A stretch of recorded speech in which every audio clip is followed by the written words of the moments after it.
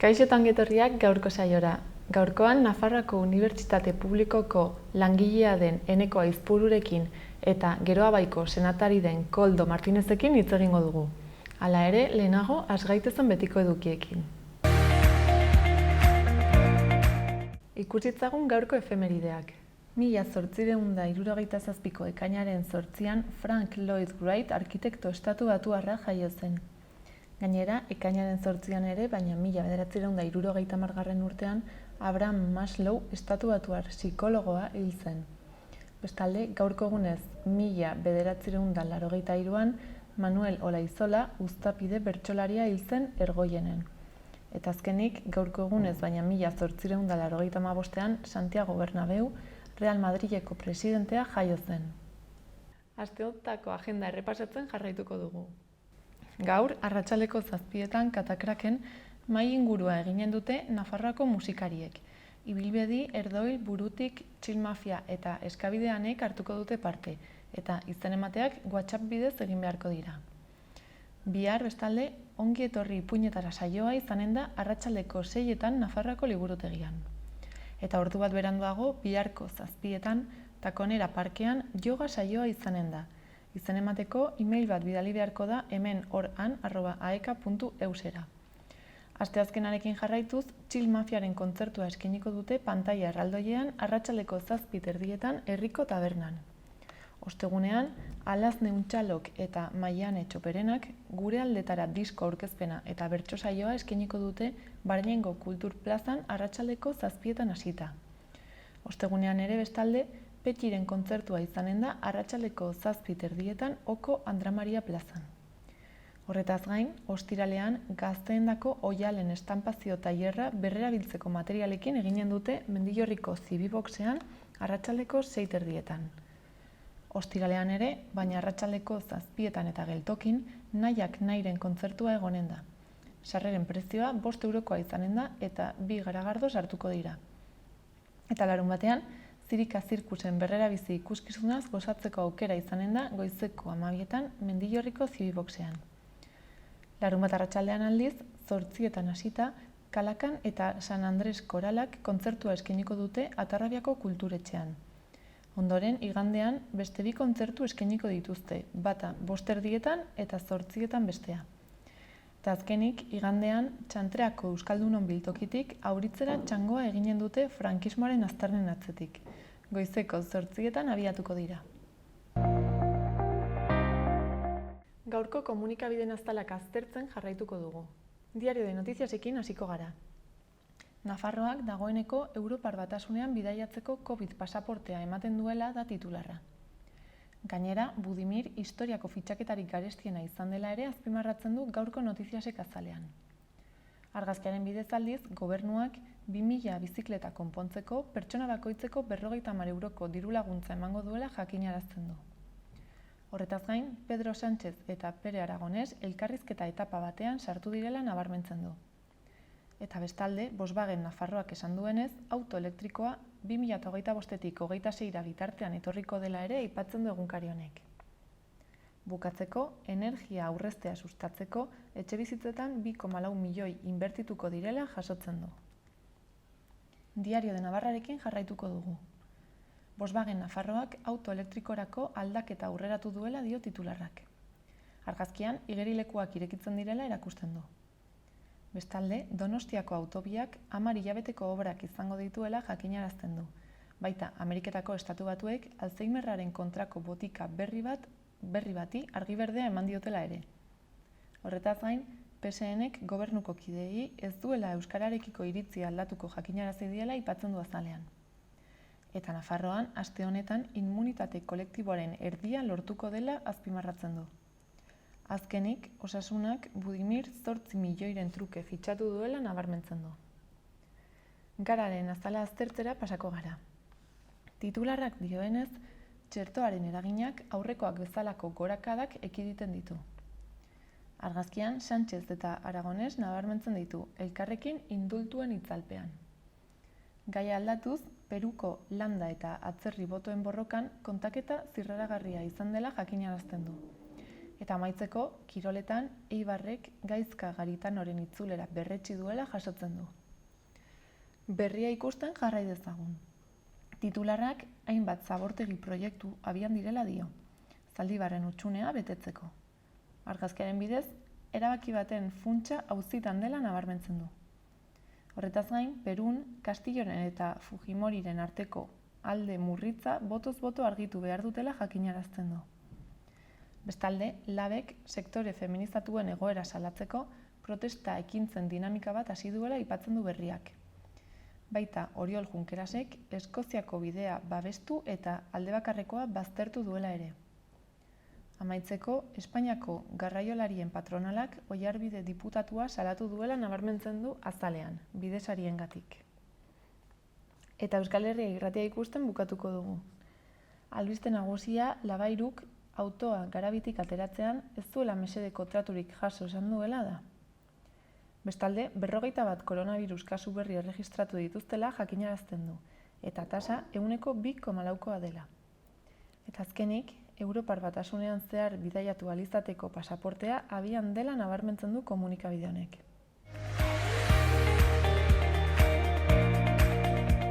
Pasa gaitezen gaurko eta biharko eguraldien iragarpenak ikustera. Gaur, uda itxurako giroarekin datoreguna. Gaur ere, eguzki giroaz goza ahal izango dugu, baina arratsaldean ipar-mendebaldeko haizearekin bat, itsasotik behe-hodeiak sar daitezke eta giroak moteltzera egin dezake kostaldetik gertu, bereziki egunaren amaieran. Eguneko temperaturak gora egingo du eta bero igarriko dugu barnealdean, 28-30 gradura iritsiko baita temperatura. Kostaldean berriz, ipar ukituko haizea lehenago sartuko denez, temperatura 25 graduren bueltan errendituko da. Arratsaldean iparraldeko haizea barnealderaino zabalduko da eta hegoaldean bizi xamar ibiliko da. Bihar, asteazkena motelantzean hasi arren argitzera egingo du. Egunaren hasieran zerua lainotuta egongo da, baina apurka-apurka hodei geruza saretu eta arratsalderako giro eguzkitsua gailenduko da. Haizea ipar-mendebaldetik sartuko da, tarteka bizi ibiliko da eta giro freskoagoa izango dugu. Eguneko temperatura 2-4 gradu jaitsiko da eta balio altuenak 20 eta 25 gradu artekoak izango dira.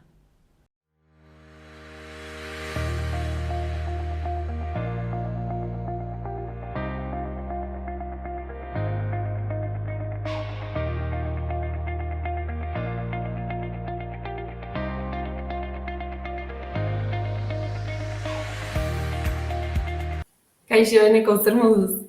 Kaixo, egunon, zer modu zuek? Ongi. Eta zu?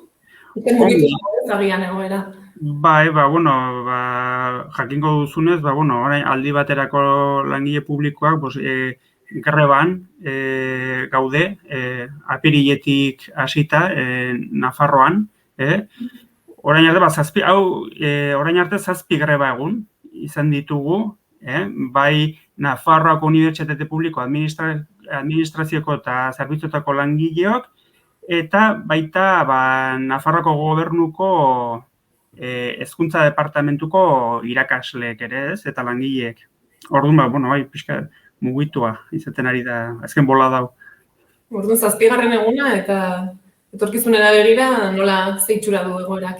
Begira, tamalez, egoera ez da oso itxaropentsua agintarien aldetik, gure aldetik bai, zeren egunez egun, gero eta, iruditzen zaigu gure mezua zabaltzen ari galera eta babesa lortzen, baina tamalez, bai Nafarroako Unibertsitate Publikoaren, bai Nafarroako gobernuaren eta bai estatuaren eta izetan ministroaren aldetik ez dugu ikusten borondaterik behin-behinekotasun egoeragatik abusuan dauden aldi baterako langile publikoen egoera konponbidean jartzeko, ez? Eta zein da langile hauen egoera? Zeintzuk dira ematen diren baldintzak? Begira, estatuko administrazio osoan, eta baita Euskal Herrietakoan ere, badira hainbat eta hainbat langile, estatu osoan esaten dutenez, 800.000-tik gora, eta Nafarroaren kasuan, Comptoen ganberak egindako txosten baten arabera, Nafar administrazioetako ehuneko 50 langileen ehuneko 50 baino gehiago aldi baterakoa da. Eta Euskal Autonomia Erkidegoan ere dirudienez datuak hortxe inguru horretan dabiltza. Orduan, pentsa, kasu honetan, gero urratzen ari dena da Europako 77-80 zuzentaraua, ez? Izan ere ze gertatu da, administrazioek hainbat urtez egin dituzte aldi baterako kontratazioak eta badaude langile asko daramatenak aldi baterako kontratuekin 5, 10, 15, 20 eta 25 eta 30 urte ere bai. Orduan, jende asko aldi baterako kontratuekin jubilatu da eta beste asko orain zoritxarrez, kalera joateko, kale gorrira joateko arriskuan, ez? Daude.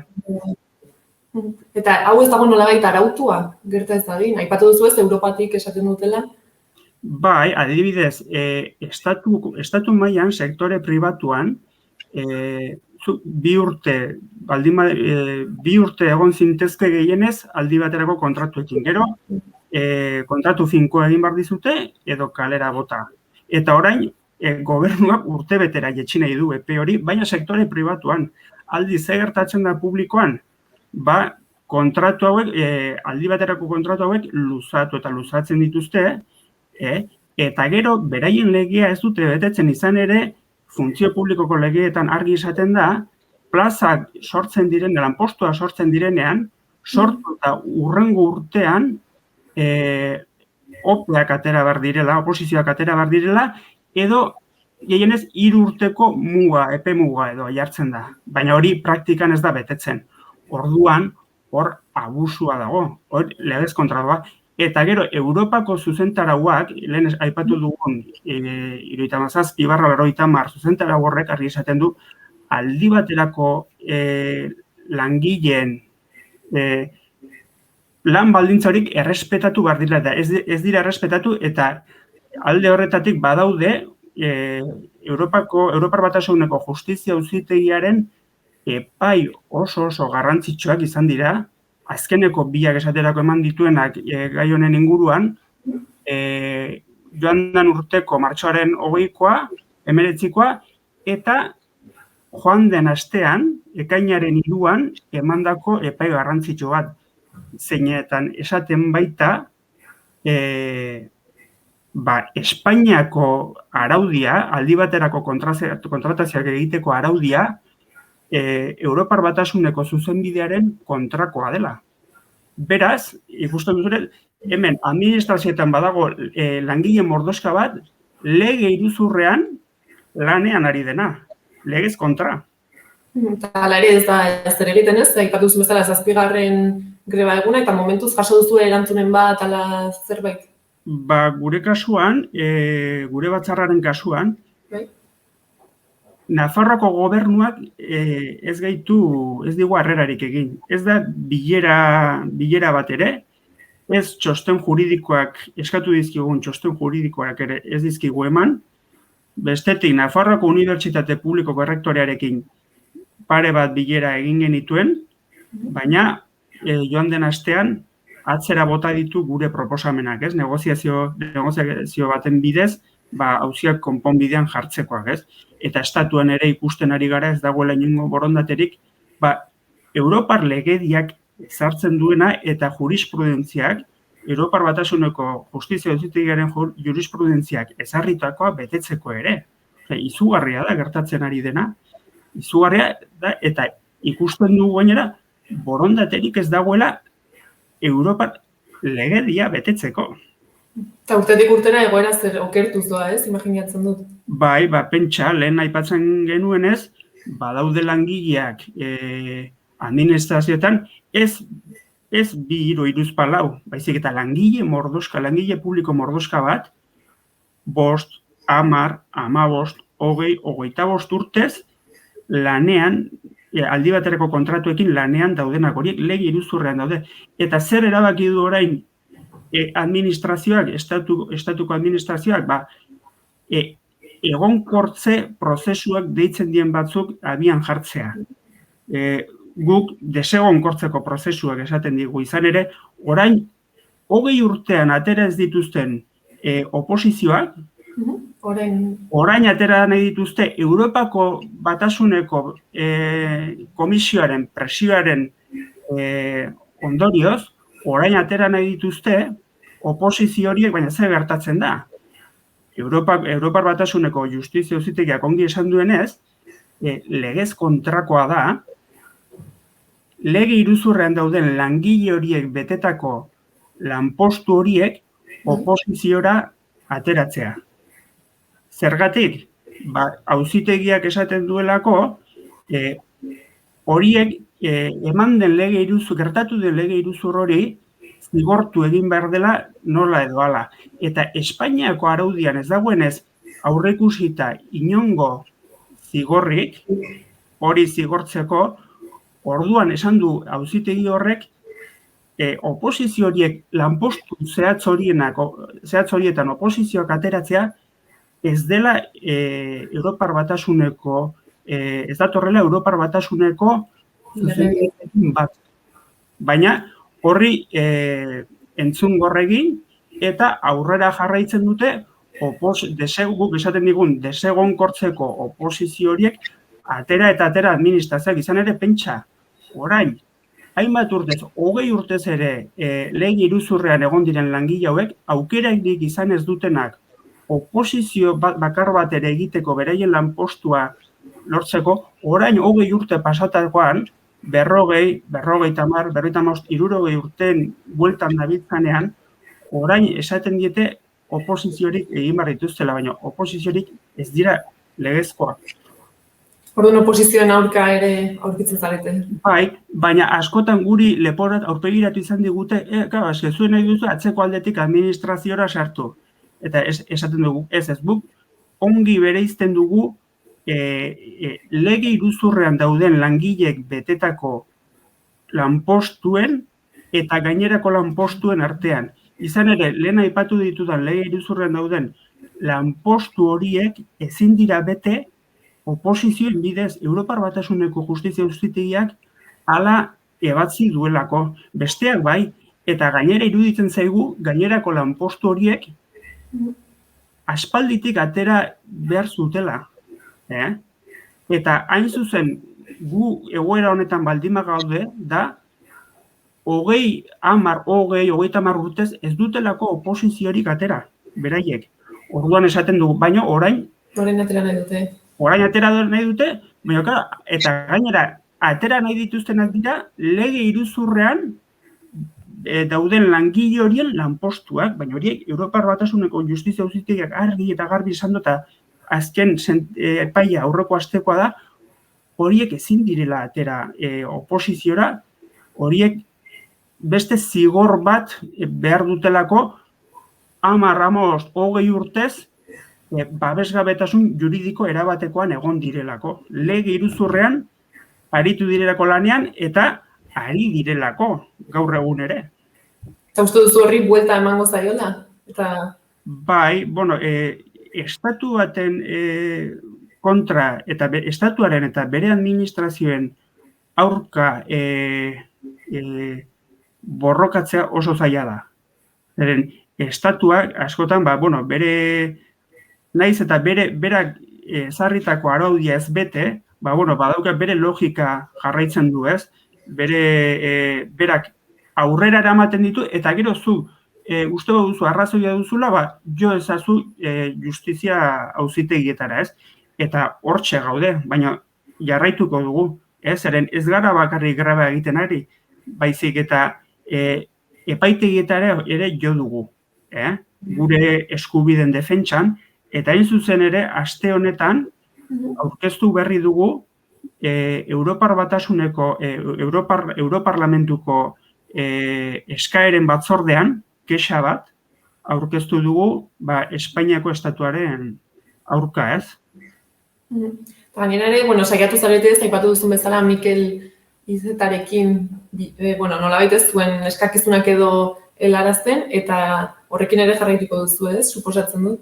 Bai, lehen ahaztu zait esatea, Nafarroako gobernuko hezkuntza departamentuko irakaskidego horiek ere estatuko funtzionario kidego ere badira, ez?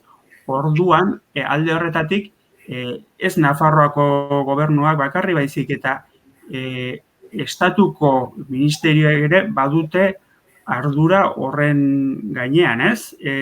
Legalki. Eta alde horretatik, helarazi zitzaion gutun bat, Izeta jaunari, bilera egiteko eskatuz, eta txosten juridikoak eskatuz.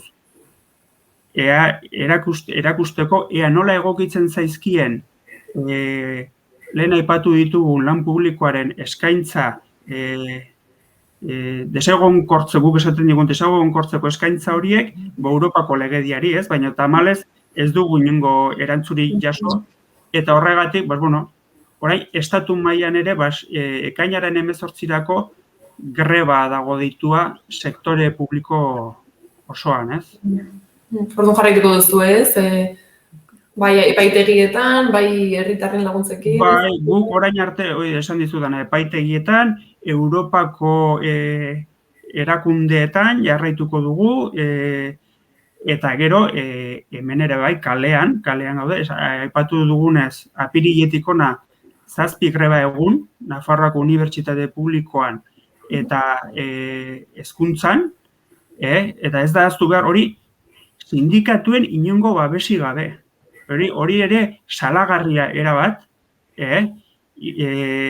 bai Comisiones Obreras, bai UGT, bai Nafarroan LAB sindikatua, eta beste hainbat adibide ere aipa genitzake. Ez dute atz bakar bat mugitu, lege iruzurrean dauden langileen eskubidea defendatzeko.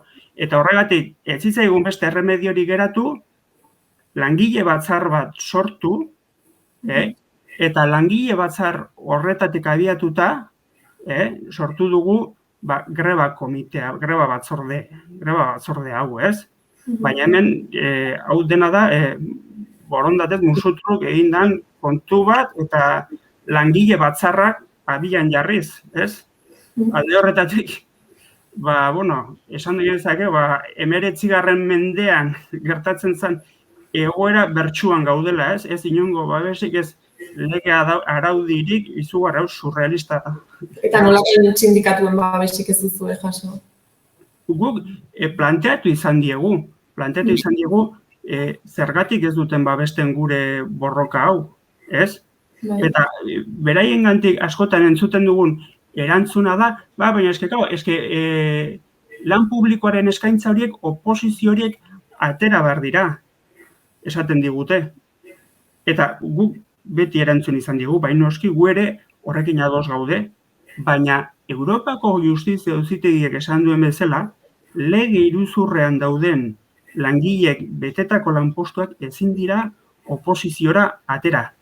Eta hain zuzen, atera dituzten lanpostu gehienak horiek dira, zeren besteak ez dituzte lanpostu berriak sortu nahi, zetik horrek suposatzen du aurrekontuak puzten zaizkie eta diru gehiago jarri behar dute.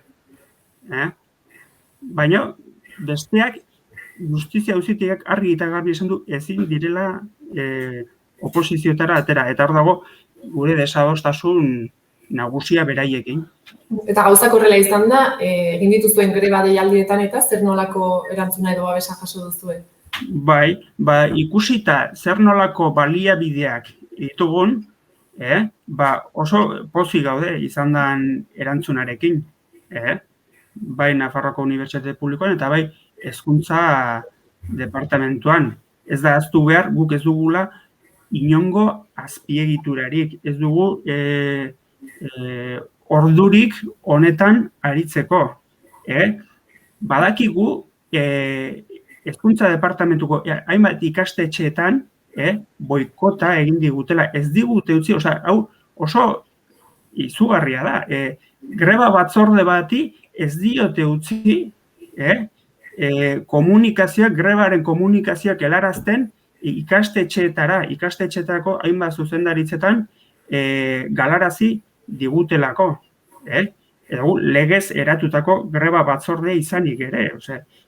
alde horretatik gauzak oztopoak izan ditugu, eta hala ere, iruditzen zaigu, lortu dugula ikusezintasun egoera batetik, gure mezua zabaltzea naiz eta gaur egun ere, eta edabideetan ere, naiz eta xaloare telebistaren kasua ez izan, edabideetan ere, zoritxarrez, boikot moduko bat egin digute.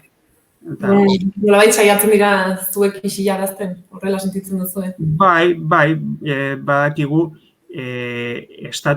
estatuko edabideetan, bai autonomia erkidegoetakoetan ere isilarazi gaituztela, ez? Eta esaterako, lehen aipatu dizudan Europar Batasuneko Justizia Auzitegiaren joan den asteko epai garrantzitsu hori ere oso gutxi hitz egin da horri buruz. Naiz eta mugarria den, aldi batera abusu egoeran dauden aldi baterako langile publikoen eskubideen defentsarako. Benen hainbeste langile ez baldin bazaudete baldintza horietan, imaginatzen dut geroz eta gehiago hasiko zaretela mugitzen ere, ez? Bai, hemen hala ere kostatzen da, Izan ere, hau bada administrazioak hainbat urtez izan duen joera bat, eta bertan zeuden langileek ere, askotan pentsatu izan dute, hori legezkoa zela, hori gertatzen dela, ez? Normala dela administrazioan urtea joan eta urtea etorri aldi baterako kontratuekin lanean aritzea, eta horrei beti izan da, hala. Informazio falta erabatekoa izan da, harik eta pixka bat Europatik etorri diren epai eta berri horiek, pixka bat kontzientzia hori ernarazi duten arte, ez? Eta orduan egia da kostatzen dela, eta gainera zenbait sindikatok lan gogorra egin dute horretan bai, egoera hori isilarazteko eta baretzeko. Eta horregatik, kostatzen da, baina egia da, ari dela mezua zabaltzen, eta horrek pozten gaitu, ez? Eta itxaropentsu gaude, nik uste, hemendik aurrera borroka honek fruituak emango dituela, ez? Aipatu dituzu, ez? Dituzuela ja hurrengo pausoak prest, esan dezakegu. Bai, orain badago greba deialdi bat, ekainaren 18-ako, estatu osoko sektore publikoan deitua. Gure aldetik, segurazki egin dugu, gure deialdi propioa egingo dugu, Nafarroako batzar honek, izan ere gu Nafarroako lehen aipatu dugunez, Unibertsitate Publikoko eta Hezkuntza Departamentuko batzar bagara, eta orduan langile horiei guk 18an grebara joateko deialdi berezia egingo diegu.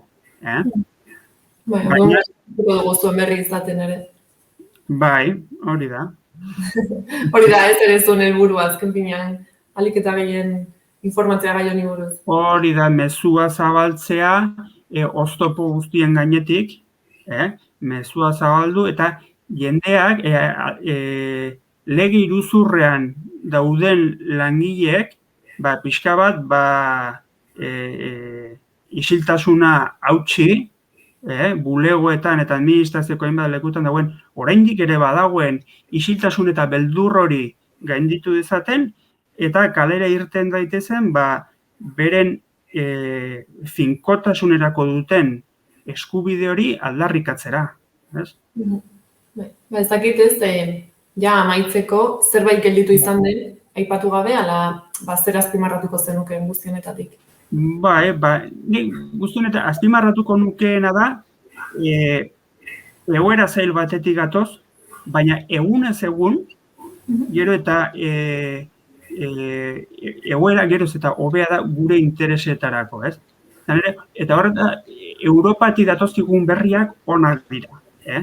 Hori dugu lagungarri, lehen aipatu dugun joan den asteko epai hori, eta horrek azkenean, Espainiar estatuko administrazio diferente hainbat urtez izan duten jokabide ilegal horri usia jarriko dio, ez? Eta lortuko dugu, pentsatzen du, graduarekin eta beste aintzinatasun eskubideekin eta beste hainbat kontutan Europatik etorri zaizkigun berri on horiei esker, langileon lan baldintzak duintzea eta hobetzea, ez? Lortuko dugula. Sinetsita gaude.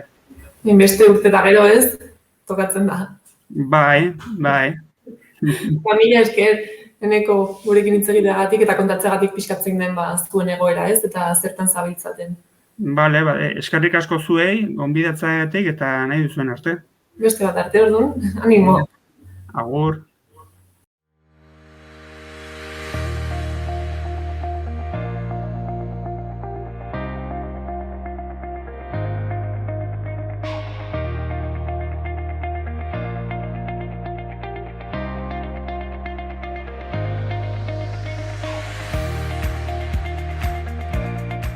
Udalerritako albisteekin jarraituko dugu.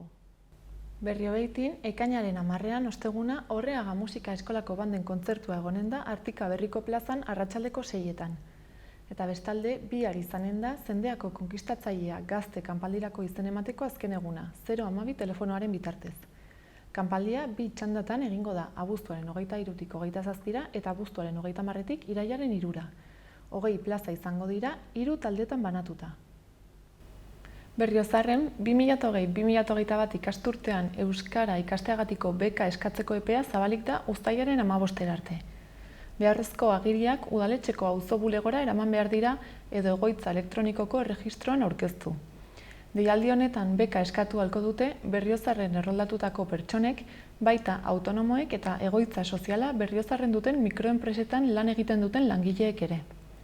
Baldintzak eta aurkeztu beharreko dokumentazioak udalaren webgunean aurki daitezke. Horretaz gain, Berriozarren bihar musika eskolako akordeoi taldeak kontzertu berezia eskainiko du, ikasturte honetan landutako errepertorio zabala aurkeztuz.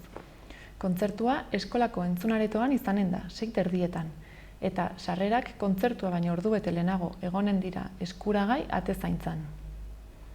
Eta Berriozarrekin amaitzeko, ekainaren 11an gau magikoa ospatuko dute ludotekan. LH bat eta 2ko haurrek familiekin batera ardezakete parte. 3. eta 4. mailakoek 9:30 aurrera proposatutako erronkak bete beharko dituzte. Eta ordu berean 5. eta 6. mailakoek zentzumenen bidea eginen dute Ezkaba mendiko oinetan. Parte hartzaile kopurua mugatua izanen denez, ludotekan izena eman beharko da ekainaren 10 baino lehen. Burlatan, hurrengo ikasturterako kirol eskoletan izen emateko epea zabalik da ekainaren 11 arte. Izen emateak udalaren webgunean egin beharko dira, eta bertan aurkitu daiteke beharrezko informazio guztia. Bestalde, Gaztelekuko ekaineko jarduerak ere iragarri dituzte, eta aste honetakoa, larunbatekoa, taidai tailerra izanen da. Ostiralean aldiz, Alfredo eta Iker Piedrafitaren kontzertua egonen da Kulturetxeko antzokian arratsaldeko 8etan. Sarrera librea izanen da, baina lehenagotik Kulturetxeko webgunean izena eman beharko da. Eta larun batean, Lemon Ital eta Black Friday taldeak arituko dira arratsaldeko 7:30. Iruñearekin amaituko dugu. Tokiko gobernu batzarrak onetsi du Iruñeko udalaren zein haren erakunde autonomoen zerbitzurako community manager lanpostu bat oposizio lehiaketa bidez betetzeko deialdia. Gai zerrendari izengaiek bete beharreko baldintzei probak egiteari eta epaimahaiaren osaerari buruzko xehetasun guztiak deialdia Nafarroako aldizkari ofizialean argitara ematen den unean ezagutuko dira. Probak 2022ko urtarrilean hasiko dira. Halaber, naon argitaratzearekin batera oposizioan parte hartzeko eskabideak aurkezteko unea hasiko da. Bestalde, herritarren aferen batzordeak Arantzadi enplegurako prestakuntza zentroa bisitatu du. Bertan, baratze zaintza eta lorezaintzako lantegi eskolako ikastaroa egiten da eta bertako 20 ikasleek zeinetatik 130 emakumeak baitira egun gutxi barru bukatuko dute haien prestakuntza. Udal ordezkariek eskolako zuzendaritzaren eskutik Iruñeko udalaren prestakuntza ekimenaren azken proiektuari buruzko informazio zehatza jaso dute, zeina Nafarroako gobernuko enplegu zerbitzuarekin batera finantzatzen baita. Une honetan, lanbide eskolako lokaletan zenbait espezietako aleen hazkuntza zaintzen ari dira, zeinak 30 jardinera karratu edo laukizuzen handitan landatuko baitira. Landareek altuera egokia dutenean, herritarrek Carlos Hirugarrenaren etorbidean ikusten ahalko dituzte, 2014an Tafaia kalean egin zenaren antzeko ekimen batean. Eta horretaz gain, atzo jaso zituzten beren plakak eta destinoa Iruñeko udaltzengora gehituko diren 25 emakume eta gizonek. Promozio berria 6 emakumek eta 24 gizonek osatzen dute. 30 agente berrietatik 25 hurbiltasuneko brigadara gehituko dira eta beste 5 zirkulazioko brigadara. Agente berria kontuan hartuta, Iruñeko udaltzengoaren plantillan guztira 402 kide dira, horietatik 14% emakumeak, 25 eta 63 urte bitartekoak. Promozio berri horretan emakumeak agenten 20% dira. Agente berriek hautapen prozesuan honako proba hauek egin behar izan zituzten. Egun galderako test erako proba teorikoa, gaitasun fisikoa neurtzeko hainbat proba, gaitasun psikoteknikoaren proba eta dagozkien proba medikoak. Behin gaindituta, Nafarroako segurtasun eta larrialdi eskolako oinarrizko prestakuntza ikastaroa egin behar izan zuten.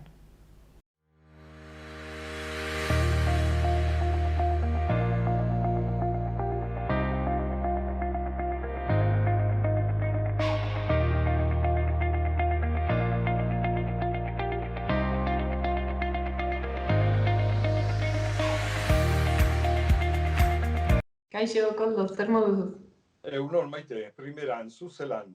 Ongi baita ere, gustora. Nolako guraldia daukazu hor bastan aldean. Ona, gaur oso egun ona, eta Madrilen? Garagarrizko berua. Infernua dirudi. Bueno, baina gero ez agian senatuan eta ja freskoago egongo da.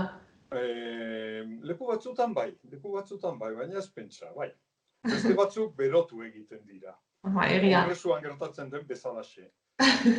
Eta, bueno, zer moduz dabiltzate lan askorekin? Bai, senatuan, claro, nahi duzun lan guztia daukazu. Noski, oso diferentea da, bastakit 100 senatari duen talde baten egotea, edo ni bezala 6 senatari osatzen dugun talde batean, ez? Eta orduan, beste guztiak, 100 eta piko senatarien artean egiten dutena, gu 6 artean egiten saiatzen gara. Ez dugu beti lortzen, noski, baina, aleginak behintzat egiten ditu. Beraz, bai, lan asko, baina gustora. Eta, duela gutxi ez, zuk konkretuki proposamen bat egin zenuen, pederastia erregistro bat sortzeko, eta zer dela eta edo nola sortu zen hau? Begira, orain dela gutxi onartu genuen haurtzaroaren babesaren legea. Eta gainera, niretzat oso lege garrantzitsua zen, asko hunkitzen induen eta guzti hori, eta beharrezkoa zen, eta arazoak izan dituen, zeren legeak kongresutik etorri zen bezalaxe, lege horrek gure eskumenak inbaditu egiten zituen, ez? Batez ere, gizarte lanean egiten diren lan guztietan gure eskumenak inbaditu egiten zituen. Eta, karo, nik alde batetik noski lege horri nire baietzik borobilena eman nahi nion, baina beste alde batetik ezin nuen onartu gure kompetentzien, gure eskumenen inbasio hori. Eta, azken momentuan, emendakin transakzional bat egin genuen, hori aldatu genuen, eta nire baiezko botoa eman nion legeari zorionez. Zer gertatzen da lege horrekin? Egia da, ikaragarrizko aurrera pauso bat dela, eta hutsune legal pila bat bete egiten duela, baina gertatzen dena da, adibidez, momentu honetan 60 urtetik gora dituzten eta haurtzaroan bortxatuak izan ziren gizon emakumeak ez dituela kontutan hartzen. Beraz, nolabait legeak, eta berriz diotxut, beharrezko zen legeak eta ikaragarrizko aurrera pausoa suposatzen duen lege honek, nolabait pertsona hauek alde batera uzten zituen. Beraz, babesa beste guztiei irekitzen die, baina pertsona konkretu hauei ez.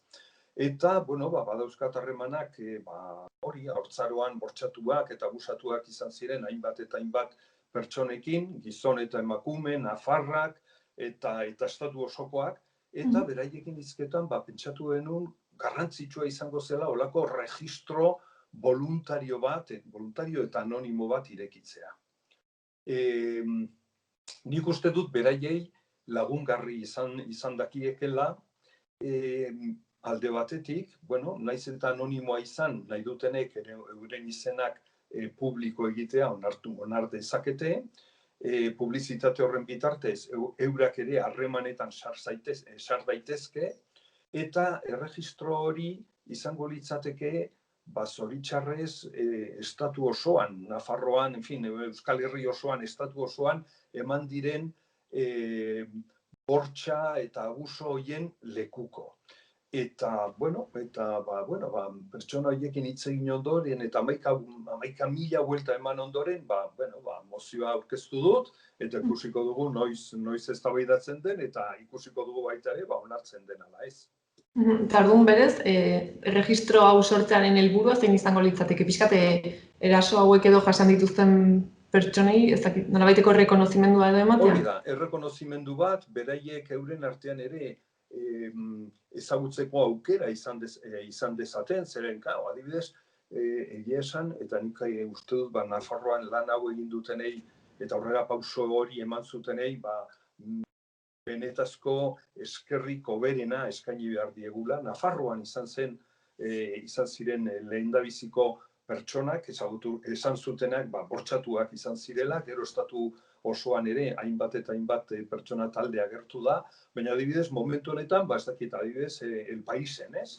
El Paisen atera, Bigon, hainbat eta hainbat pertsona bortxatuak izan zirela, eta bar, baina ez dute elkar ezagutzen. Eta, hori nolabait, erregistro hori izan daiteke, hori, topagune bat, ez da? Abusatuen topagune bat bezala. Eta baita ere, abuso horiek existitu zirela, ez bakarrik orain, baizik eta hainbat urte dela, eta horren lekuko izan daiteke. Eta lekukotasun hori eskutan hartuta, agian legea ere aldatu izango ahalko dugu. Esan nahi dut, momentu honetan, delitu horiek preskribitzen dira 35 urte pasatu direnean. Erregistro horren bitartez, hainbat eta hainbat pertsonen lekukotasun hartzen bada eta euren aitortza eta erregistratzen bada, agian konturatuko gara, noski asko izan zirela pertsona abusatuak eta agian legea alde horretan behintzat aldatzeko aukera izango dugu. Beraz, ez dakit, oso gauza irekia da, eta ikusiko dugu nola funtzionatzen duen. Denaen, honi buruz hitz egiten ari garenean, ze ari gara, Elizaren inguruan gertatutako kontuei? Bai, gertatzen dena da, eta egia da, pertsona hori, orain, ez dakit, 60 urtetik gora daukaten pertsona abusatuak, noski, Elizako fraile eta baizek abusatuak dira, hori ala da. Ze gertatu da gero, noski, momentu hartan, eurak ziren bortxatzaileak, eurak ziren abusatzaileak. Ze gertatu da, geroz eta bokazio, edo bintzat Elizarekiko bokazio gutxiago dagoela, irakasleak ez dira ja lehen bezala batenak fraile eta monja, baizik eta pertsona zibilak, eta momentu honetan hori abusatuen tipologia nolabait esateko aldatu egin da.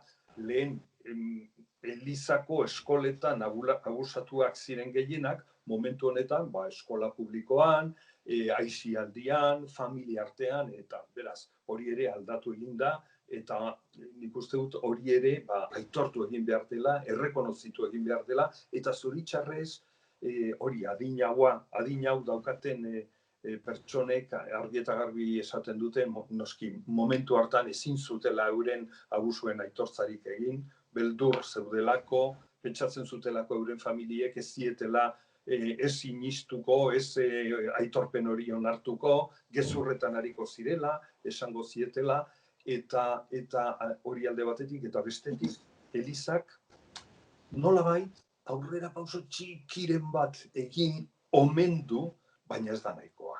Elizak beste jarrera sakonago bat hartu behar du abusuarekiko. Eta hori, esaten dute ez, zera Aita Francisco, edo, ez dakiz zer esan duela, eta beste, baina egia da errealitatean talde eklesiastikoek deus gutxi egin dutela nolabait daukaten erru hori argitzeko, garbitzeko, barkamena eskatzeko eta bar. Eta beraz, hori ere hor dago, noski.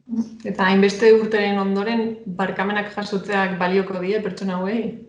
Pues, begira, batzuei bai, beste batzuei ez. Baina, zuk tratu txar bat, abuso bat jasan izan baduzu, abusatzaileak barkamena eskatzen dizunean, hori bizikidetzarako eta norberaren osasunerako eta gizartearen osasunerako ere ona da. Eta, bueno, hori da bidea, ezta?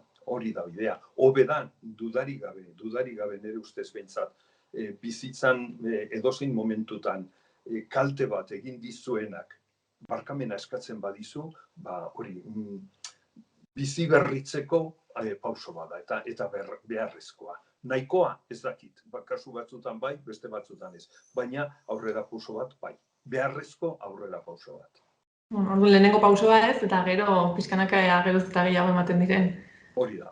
Eta helburua da noski, aurrik abusaturik ez egon dadin. Egon ez dadin, ez hemen, ez inon.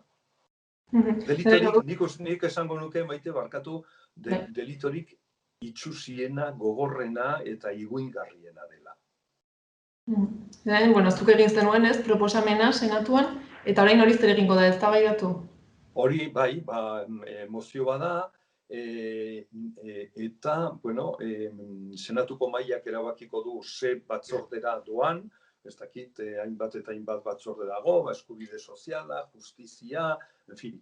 Eta batzorde horretara ailegatzen denean, nik defendatu egingo dut, beste taldeek bakoitzak uste duena esango du, eta botatu egingo dugu, bozkatu egingo dugu, eta, bueno, ateratzen bada, orduan gobernuak, bakizu ze gertatzen den mozioekin, bai senatuan, bai kongresuan, bai Nafarroako parlamentuan, mozioek ez dutela gobernua behartzen.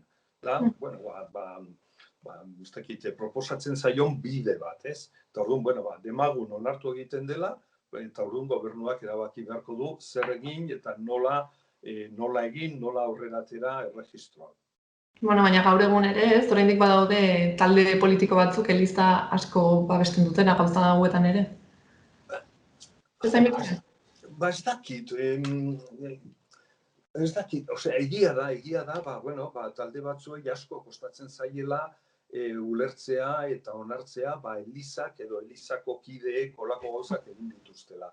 Nik ez nuke esan, eliza babestu, bai, asko dira eliza babesten dutenak, baina hau delito bada, eta nik uste dut talde guztiek ulertzen dutela eta onartzen dutela, guztiek, boxena ez dakit, baina bestela beste guztiek onartzen dute hau delitua dela eta zerbait egin behar dela, ez?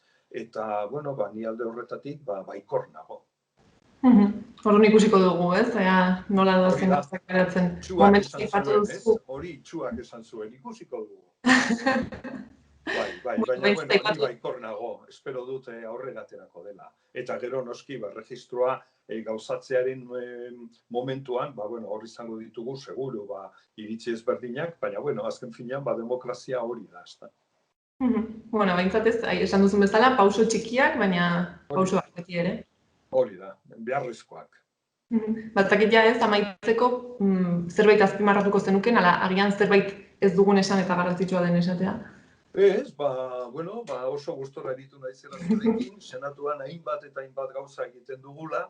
Ikaragarria da, Maite zeren, nik uste dut medio guztiek kongresua daukate hor buruan eta eta kongresuaz eta kongresuan egiten diren gauza guztietaz, batez ere bronketaz, irainetaz eta bar, oso informazio hona ematen dute, baina senatuan nolabait, ahaztuta daukate, zuek ez, argi dago, eta eskertzen dizuet, baina senatua ahaztuta daukate, eta pena da, senatuan ere, hainbat eta hainbat gauza egiten dugu, kongresuan eztabaidatzen diren lege guztiak eztabaidatzen ditugu baita ere senatuan, eta bakizue, zuekin hitz egiteko beti prest eta gustora. Orduan hitz egingo dugu, beste batean, berriz ere? Erto, nahi duzuenean. Mila esker eta ongi segi. Bale, eskerrak zuei, Maite, eskerrak. Aio, Agur. aio.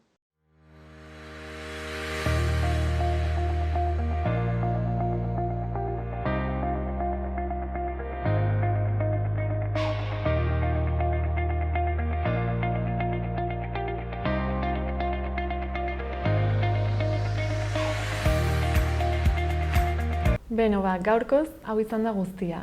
Mila esker hor egoteagatik eta bihar arte. Gobierno de Navarra. Nafarroako gobernua.